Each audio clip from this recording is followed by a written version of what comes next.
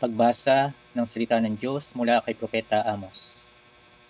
Makinig kayong lahat na nang-aapi sa dukha at naghahangad na alisin sa lupain ang mga aba.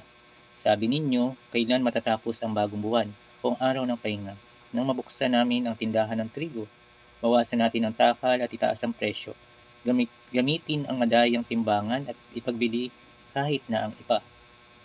Ipagpalit natin sa pera ang dukha at sa isang paris na sandalyas ang nagdarako.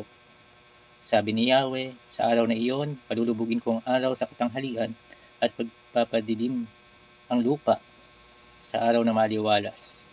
Gagawin kong pagluluksa ang inyong pagpipista at pagtangis ang inyong mga awit. Magluluksa ang lahat, magdadamit ng sako at mag-aahit ng ulo, na parang nawalan ng isang anak na lalaki at magiging mapait ang katapusan. Sabi ng Panginoong Yahweh, darating ang mga araw na magpapadala ako ng pagkagutom sa lupain, hindi pagkauhaw sa tinapay o sa tubig, kundi pagkauhaw na marinig ang salita ni Yahweh. Magsisilaboy ang mga tao sa magkabilang dagat, may hilaga at pasilangang magpapagala-gala sa paghahanap sa salita ni Yahweh na hindi naman nila matatagpuan. Mga kakapunla, ang salita ng Diyos. Salamat sa Diyos.